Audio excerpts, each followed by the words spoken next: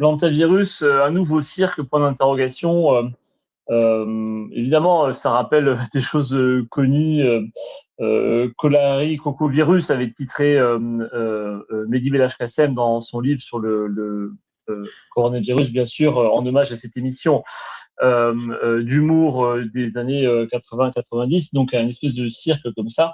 Et la question, c'est bon, où est-ce qu'on en est, de quoi s'agit-il, et comme disait Oscar, au fond, est-ce qu'on va nous refaire le coup, et si oui, dans quelles conditions? Qu'est-ce que ça dit exactement derrière, justement, d'une organisation voilà, mondiale, en réalité, qui cherche tout simplement à prendre notre souveraineté. Donc sur ce contexte, en fait, alors les antivirus d'abord sont aussi des virus à ARN, exactement comme le coronavirus, c'est-à-dire des virus qui changent et qui mutent sans arrêt, pour lesquels justement c'est très très difficile de concevoir tout simplement des vaccins. Puisque à chaque fois il y a des souches un petit peu différentes qui font que le vaccin de la veille n'est plus efficace le lendemain. C'est exactement des problèmes qu'on a pour la grippe, parce que c'est que pour la grippe, tous les ans, il faut faire des nouveaux vaccins, puisque les virus changent. Donc là, les virus à ARN sont connus pour être particulièrement changeants, et c'est ce qu'avait dit très tôt d'ailleurs Didier Raoult quand on avait annoncé les vaccins, en disant mais des vaccins sur des virus à ARN, faut être fou. Voilà. Donc les antivirus, donc non seulement c'est des virus à ARN, mais qui sont portés principalement par les rongeurs. Donc les rats, les souris, les campagnols, etc.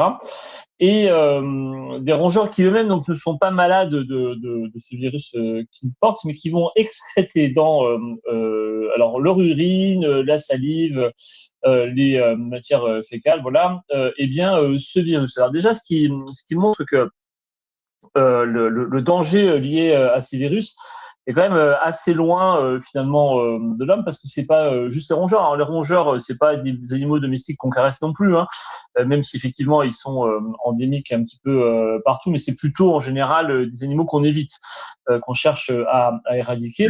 Et en plus, c'est pas directement ces animaux, mais c'est leurs déchets, leurs détritus qui contiennent, voilà. Et donc l'humain s'infecte généralement par inhalation des poussières contaminées. Alors vous voyez, c'est aérosolisation, notamment lors des nettoyages. C'est-à-dire que bon, vous avez, je sais pas, un entrepôt dans lequel effectivement il y a des rats, il y a des rongeurs, etc. À un moment donné, vous faites une espèce de grand nettoyage, même y compris au Karcher, ça va créer peut-être par contact et par pulvérisation des espèces de gouttelettes ou de gouttes dans l'atmosphère qui vous retomberont dessus. Voilà, pendant les travaux agricoles, effectivement, vous êtes amené à manipuler avec vos mains des objets sur lesquels il y aurait eu justement peut-être de l'urine de rongeurs qui seraient contaminés, infectés. Et donc, du coup, c'est comme ça que vous seriez en train de vous-même vous contaminer. Alors, ça peut être également, comme pour la rage, des morsures directement, mais bon, se faire mordre par un rat, alors c'est un petit peu le sketch de la chauve-souris enragée, c'est de Bigard en fait sur cette idée que voilà, il y aurait une probabilité non nulle d'être mordu par une chauve-souris enragée. Donc là, c'est un petit peu la même chose. Donc on sent que si vous voulez les manières avec lesquelles on peut attraper ce hantavirus, donc qui est ce qu'on appelle une zoonose, c'est-à-dire c'est transmis en réalité donc de l'animal, du rongeur à l'homme, c'est pas quelque chose non plus de très facile, si vous voulez, hein. Il faut que ça passe par de la matière, et une matière qui en plus va être traitée dans certaines conditions, donc par l'homme. La grande majorité des antivirus ne se transmet pas d'homme à homme. Et quand je dis la très grande majorité, c'est même pire que ça. Il n'y en a qu'un seul d'antivirus, donc qui est connu pour se transmettre de l'homme. Justement, c'est le virus Andes, donc qui est un virus qu'on a découvert justement dans les Andes en fait, Oui. et qui est essentiellement présent en Amérique du Sud, Chili et Argentine. Voilà, c'est vraiment les deux pays, si vous voulez, où eh bien il y a et c'est un virus que donc Andes, donc qui est là depuis une trentaine d'années environ, voilà. Et donc, il n'a jamais donné lieu à spécialement d'épidémie comme on a pu le connaître pour le coronavirus, ou comme on le connaît pour la grippe, ou comme pour tous les virus saisonniers. Voilà. Et dans le cas de cette transmission interhumaine, donc qui est possible avec cette seule souche, donc Andes, C'est également très difficile en réalité. C'est-à-dire que il faut vraiment des contacts extrêmement rapprochés et même quasiment des échanges de fluides corporels par la salive, par la sueur, etc. Donc c'est quasiment, on pourrait pas tout à fait une maladie sexuellement transmissible, mais en tout cas, c'est quelque chose de très difficile. C'est-à-dire que le fait d'être, ce qui a été dit d'ailleurs faussement par un épidémiologiste et par des médecins de pas tout aller, c'est pas des aérosols, si vous voulez, avec des gouttelettes de virus dans l'air qui ferait que voilà, si on en respire trop, il faudrait s'inquiéter d'être éventuellement contaminé. D'où le fait, on a vu un sketch sur BFM TV avec Dupont et Dupont. Alors j'ai oublié leur nom, c'est deux journalistes sur BFM TV, donc qui me remettaient leur masque, voilà, qui se nettoyaient les mains. Les mains avec quand bien des même gels voilà, hydroalcooliques. exactement. Exactement. Alors que en fait, c'est pas du tout y compris dans la transmission interhumaine, le mode privilégié de transmission. C'est quelque chose de différent. Que ce soit de l'inhalation, que ce soit effectivement du nettoyage des mains. Voilà. Donc pour le CDC notamment, il y a absolument aucune transmission aérienne à longue distance comme la grippe ou le Covid. La transmission reste extrêmement rare, peu efficace et nécessite donc généralement des contacts intimes ou prolongés. Donc alors là, on se dit quand même il y a quelque chose qui ne va pas parce que c'est quelque chose qui, on va le voir, est connu de toutes les autorités de santé comme étant quelque chose. Alors je dis pas que ça n'existe pas, mais pas loin, au sens où il y a quand même très peu de cas. On va le voir aux États-Unis, ça n'existe quasiment pas, où les modes de transmission sont extrêmement difficiles en réalité, et où le principal mode de transmission, c'était d'abord de la souris des rongeurs aux hommes, ce qui peut tout à fait être combattu avec des meilleures conditions de travail justement dans ces entrepôts, dans ces exploitations agricoles, avec des gens qui se protégeraient un petit peu mieux. Voilà. Donc, quelques citations justement des autorités de santé, des autorités officielles de santé, dont on sait qu'elles sont pas les dernières pour essayer de tout un petit peu rendre effrayant, pour tout exagérer, de sorte que effectivement des mesures assez sévères soient prises. Donc l'OMS évalue très officiellement le risque pour la santé publique comme étant faible pour la population générale. Voilà. Alors évidemment, quand on sait à quelle vitesse en fait ils sont capables d'exagérer les risques, en fait, on se dit qu'effectivement il n'y a peut-être pas besoin de s'alarmer tout de suite. Le risque est modéré, nous dit l'OMS, pour les passagers et l'équipage du navire en raison de contacts prolongés. C'est-à-dire que même dans cette atmosphère clos qui était donc ce navire sur lequel effectivement il y a eu des transmissions et où il y a eu effectivement 3 personnes qui sont mortes. Eh bien, en réalité, même pour les gens sur ce bateau, les risques sont absolument pas du tout élevés, sont pas très sévères. Preuve, si vous voulez, qu'il n'y a pas vraiment de raison de s'inquiéter. On est plus dans l'écriture d'un scénario hollywoodien complètement fictif que vraiment dans le cadre d'une menace évidemment sérieuse. Alors, le CDC américain, Central of Disease Control, donc dit texto, hein, je cite, le risque est extrêmement faible pour le public américain. Donc là encore, quand on voit comment le CDC américain, d'ailleurs comme toutes les autorités de santé mondiales, s'est comporté, si vous voulez, durant la crise Covid, on se dit qu'il n'y a vraiment pas de quoi paniquer. Voilà, le risque de propagation large aux États-Unis est extrêmement improbable, nous dit encore le CDC, qui nous fait rappeler que depuis 1993, il y a eu moins de 400 cas aux USA depuis 30 ans. Voilà, donc en tout, moins de 400 cas en 30 ans, avec donc de toute façon, effectivement, les raisons que j'ai rappelées, c'est-à-dire que la transmission de l'animal à l'homme est quand même passive. Donc ça, et la transmission d'homme à homme l'est encore moins. Ce qui fait que même si effectivement ce virus arrive jusqu'aux USA, ce qui était le cas, de toute façon, il y a très peu de chances que ça donne bien une pandémie, comme on a pu le voir pour le coronavirus. Alors, ce qui est soit dit au passage, coronavirus, donc il vient de la chauve-souris, là où le hantavirus vient effectivement des rongeurs. Mais cette fameuse transmissibilité du virus, vous le savez, coronavirus, vient du fait en réalité qu'on avait réalisé un gain de fonction, ce qu'on appelle un gain de fonction, le fameux site Furing qu'on avait rajouté artificiellement sur les justement virus de chauve-souris, les coronavirus, pour les rendre transmissibles à l'homme et pour les rendre beaucoup plus contagieux d'homme à homme. Hein. Et ce qui fait que quand on compare ce qui s'est passé avec le coronavirus, donc pour l'épidémie de Covid, et ce qui se passe pour le hantavirus, semble effectivement montrer que eh bien, le coronavirus a bien été une chimère, c'est-à-dire quelque chose sur le laboratoire, parce que les virus de toute façon qui existent chez les animaux en général sont pas si facilement en général transmissibles que ça à l'homme. Ces fameuses zoonoses sont plus l'exception de la règle, et c'est tant mieux, et on le comprend très bien. On sait très bien qu'effectivement, chez les animaux, il y a des réservoirs énormes de virus en toute chose, mais que c'est en général assez peu transmissible à l'homme, d'où eh bien, le fait que ce coronavirus, encore plus, ait été vraisemblablement créé en laboratoire. À ce titre, on rappelle que la deadline, la limite, voilà, pour inculper Fauci de parjure devant le Sénat, justement sur les origines du coronavirus, est dépassée. C'était le 11 mai. Néanmoins, il semblerait que le ministre de la Justice, le département de la Justice américaine, eh bien, ait décidé quand même, eh bien, d'enquêter sur les mensonges de Fauci concernant donc l'origine du virus. Il y a eu un témoignage très important il y a quelques jours, donc d'un ancien agent de la CIA qui a dit extrêmement clairement noir sur blanc que Fauci avait effectivement manipulé l'administration américaine pour écarter des hypothèses que ce coronavirus avait bien été créé en laboratoire et avait bien fuité d'un laboratoire. Donc, d'un côté, on est tous déçus que Fauci ne soit pas poursuivi pour son parjure. Néanmoins, on voit que le département de la justice reste actif.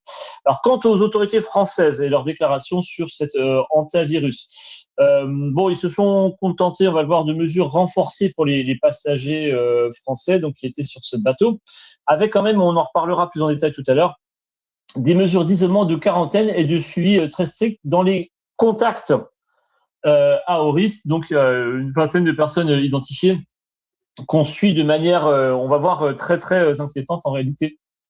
Et donc, un décret qui a été publié le 11 mai impose donc l'isolement hospitalier si nécessaire. Alors le si nécessaire, justement, comme toujours, hein, ce qu'on dit de manière très juste, c'est la nécessité n'a pas de loi.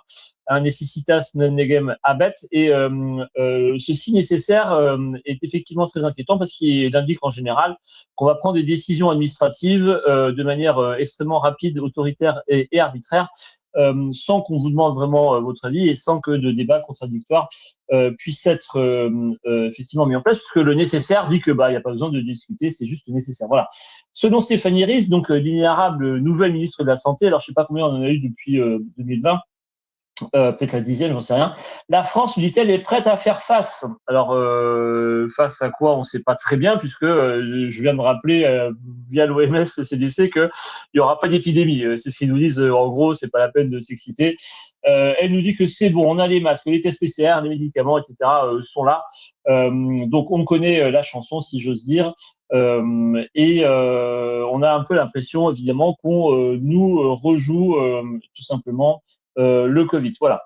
Donc, c'est des faits assez troublants sur lesquels je vais revenir, qui nous donnent un petit air de déjà vu sur cet hantavirus. La souche Andes, donc, est une souche essentiellement argentine, donc, et donc qui existe depuis déjà un certain temps. Hein. Elle n'est pas du tout nouvelle. C'est pas comme ce coronavirus qui effectivement était pour le coup nouveau, et pour cause, puisqu'il a été créé artificiellement en laboratoire. Mais la souche andaise, donc, elle existe donc dans cette région de l'Argentine et du Chili.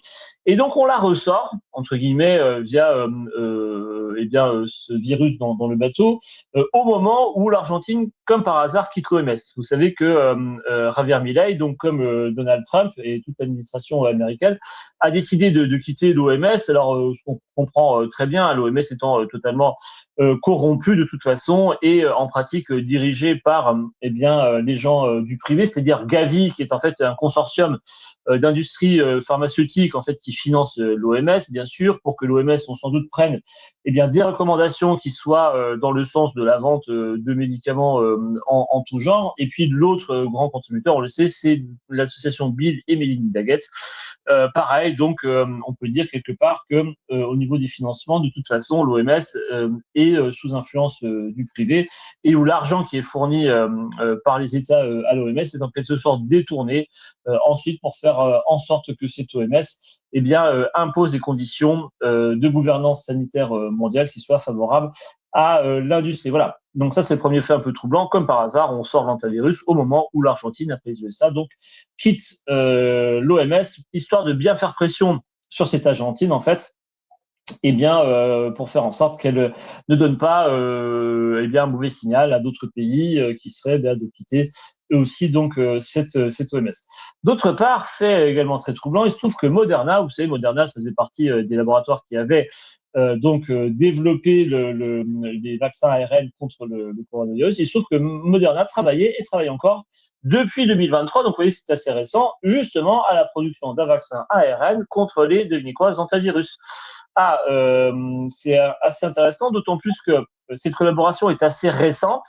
C'est une collaboration donc, qui a débuté officiellement en 2023 avec l'université donc, de Corée, avec un partenariat donc, qui inclut donc, ces universités de Corée qui fournissent ce qu'on appelle les antigènes, c'est-à-dire qu'ils fournissent, eux, les virus qui vont effectivement servir de cible donc, pour que les vaccins permettent de créer des anticorps. Voilà. Dans ce partenariat, Moderna fournit les ARN, donc c'est eux qui fabriquent les ARN, voilà. Avec Moderna et l'Université de Corée, devinez qui on retrouve? Comme par hasard, l'armée américaine. Voilà. Il y a un travail préclinique donc avec l'US Army Medical Research Institute of Infectious Disease.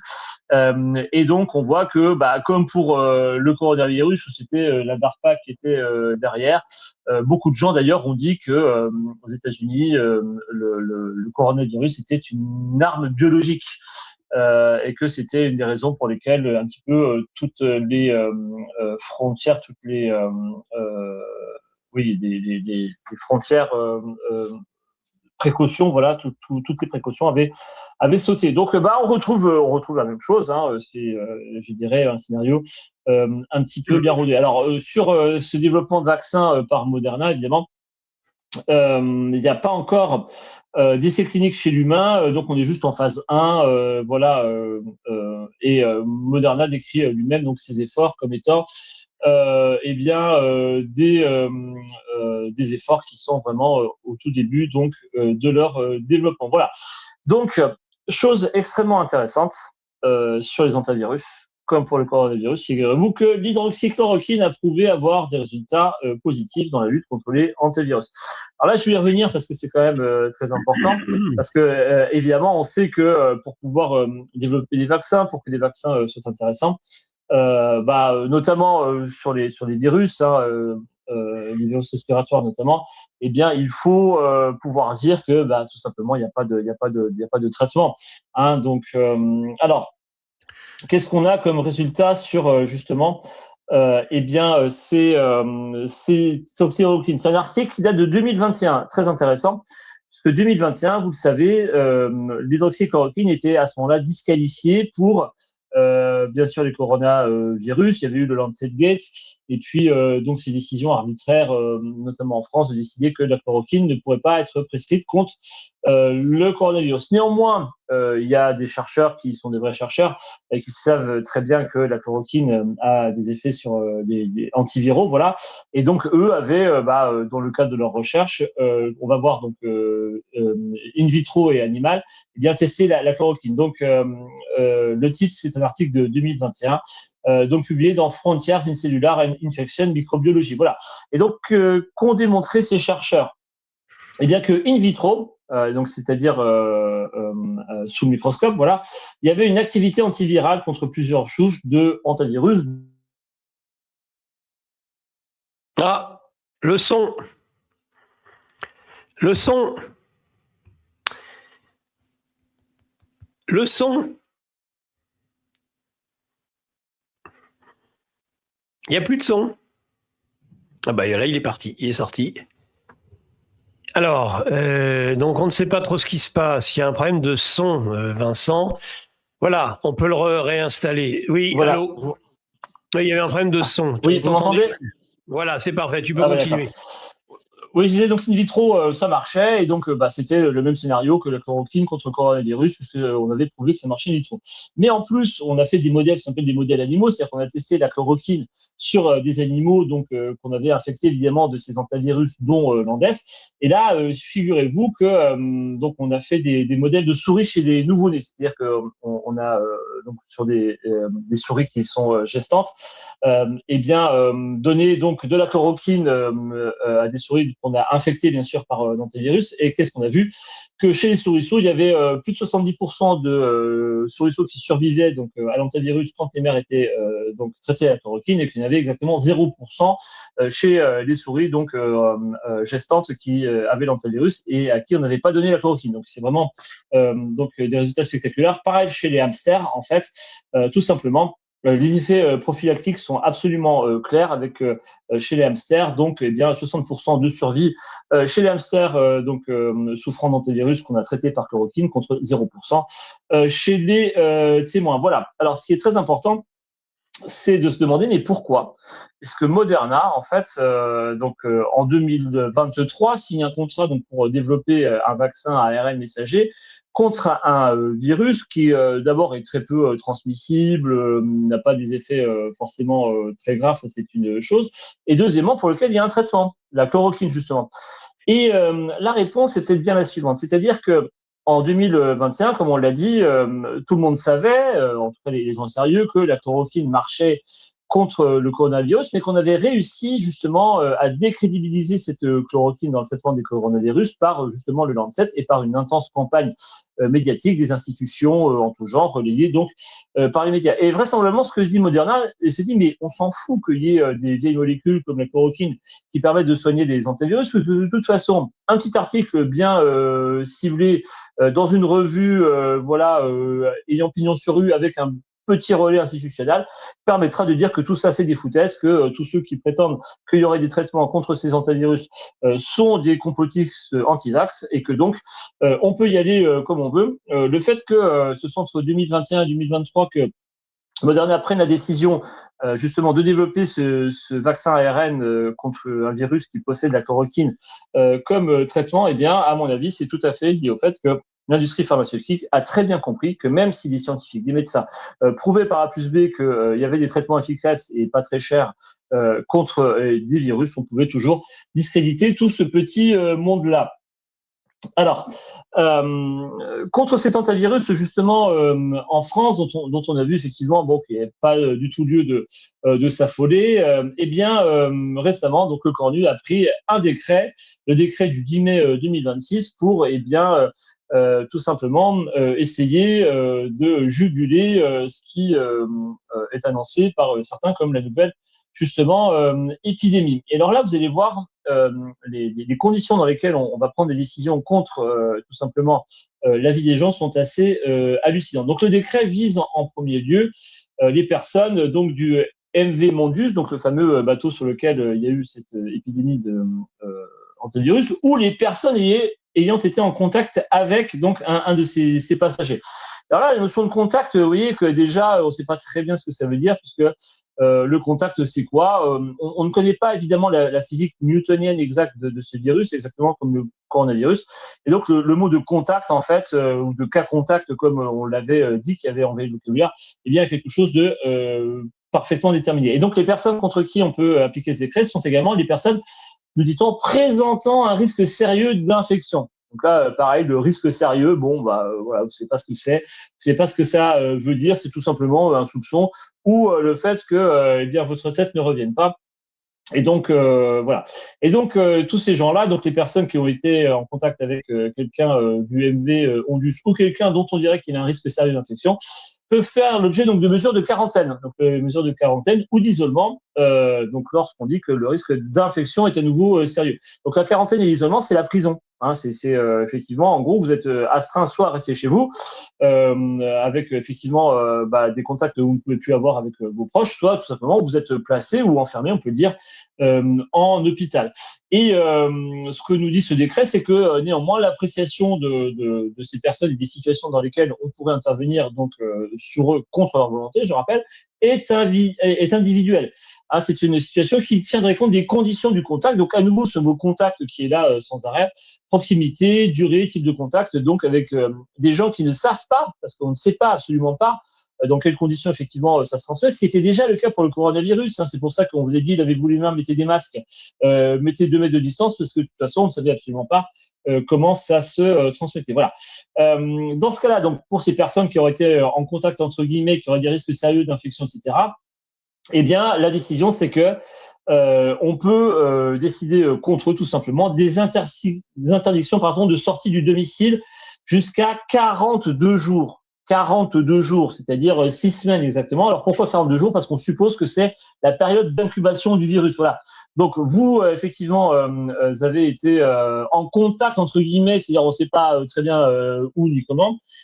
Et puis on vous oblige à rester 42 jours chez vous dans des conditions où c'est la prison. Alors sauf quelques dérogations justement autorisées par l'administration. Évidemment, vous avez interdiction de fréquenter certains lieux et vous êtes obligé d'avoir un suivi médical régulier. Voilà. Le lieu de votre tout simplement isolement, de votre mise à l'isolement, eh bien c'est le plus souvent le domicile, avec un suivi téléphonique des autorités. Donc on remet en place la liste sanitaire, c'est-à-dire que de toute façon il n'y a même pas de personnes qui viendraient vous voir à domicile et on peut hélas vous donner tout simplement bien des quarantaines renforcées à l'hôpital. Voilà, tout ça, c'est des décisions préfectorales. Donc, c'est-à-dire qu'en gros, on vous met en prison, entre guillemets, contre votre volonté, pendant 42 jours, sans qu'aucun juge n'intervienne. C'est-à-dire que, en réalité, on pense à ce Nicolas Sarkozy qui a été convaincu, etc., etc., condamné en première instance. Bon, lui, il est resté 20 jours en prison. 20 jours en prison parce que plus c'était incompatible avec son état entre guillemets. Et donc là, on sur une décision qui est un simple soupçon, où il n'y a aucune preuve, où vous n'avez même pas de symptômes, ou puisque justement c'est la période d'incubation, même pas sûr que vous ayez un test PCR positif, sur simple soupçon, on peut vous enfermer 42 jours chez vous. Comme mesure de prophylaxie. Alors en réalité, tout ça, c'est juste des nouvelles manières d'essayer de gérer. On teste quelque chose. Alors qu'est-ce qu'on teste exactement? C'est difficile à dire. Derrière, c'est un peu toujours les mêmes personnes, c'est toujours les mêmes structures, c'est toujours les mêmes intérêts. Il y a cette idée qu'il faut sauver l'OMS et l'OMS doit effectivement être recrédibilisée par cette affaire d'antivirus. Alors, ce qui est très intéressant, c'est que justement, on est en train de prendre une fausse épidémie qui n'a aucune chance de se développer pour dire qu'on a agi de manière extrêmement autoritaire, prophylactique, préventive, qu'on a tout bien fait comme il faut et que du coup, grâce à ça, il n'y a pas eu d'épidémie. Ah, mais donc, de toute façon, il n'y a pas d'épidémie parce qu'il ne peut pas y avoir d'épidémie. Vous faites ce que vous voulez, en gros, il n'y aura pas d'épidémie.